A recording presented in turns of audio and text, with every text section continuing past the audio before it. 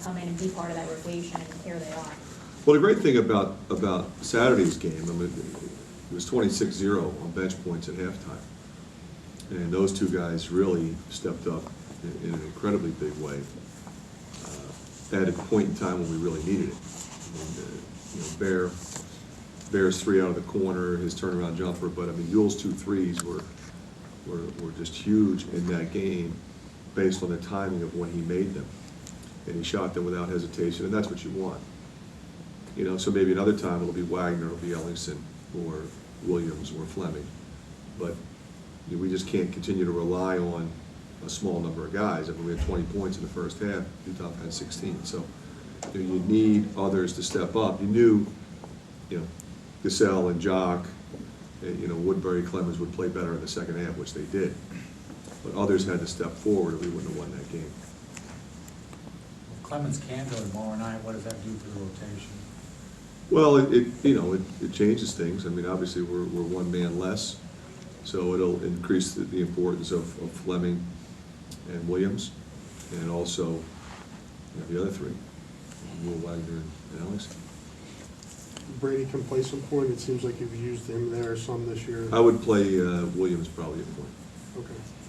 With such a veteran roster, do you worry less about taking an opponent lightly, being that these guys seem to be so focused on the moment? Yeah, I think we're beyond that. I mean, you can't take anybody lightly. I thought, by virtue of how we challenged our team in the non-conference, with pretty much every team come in here with a winning record, except for maybe one. So you don't have the right mindset. You're going to get nipped early, and we really, I thought, played well in those games. We lost. We lost to really good teams, and we were in a position to win. We didn't win, but I thought in those games we played well. In various parts.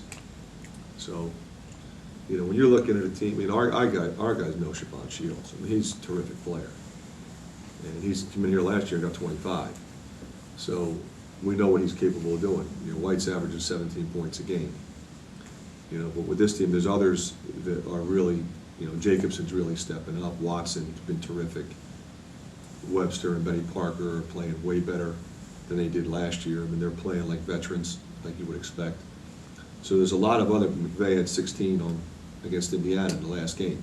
So they've got a lot more weapons to go with two, big-time scorers, both of whom are 6'7". So our guys know what this league is. Every time you take the floor, somebody's got guys who expect to play in the pros. And I got 2 of them, maybe more. And they've always been competitive here, especially the last game. You probably throw that out. Just they had a bad game. You had a great game.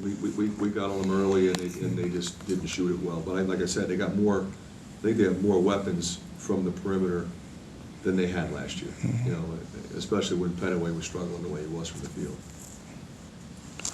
Obviously, the focus is on tomorrow in Nebraska, but then you guys have 9 days before you have your next game. Is that in the back of your mind at all? How do you prepare for your guys down the road? At some point you're going to get a bye. It's early, it's mid, it's late. You just deal with it at the time. Sometimes you need rest. Sometimes you'd rather just keep playing. I just look at it like this. You just deal with it. Was there ever any consideration to get a non-conference game during that? No, because you don't ever know. Usually your non-conference schedule is completed before you get this portion of your schedule.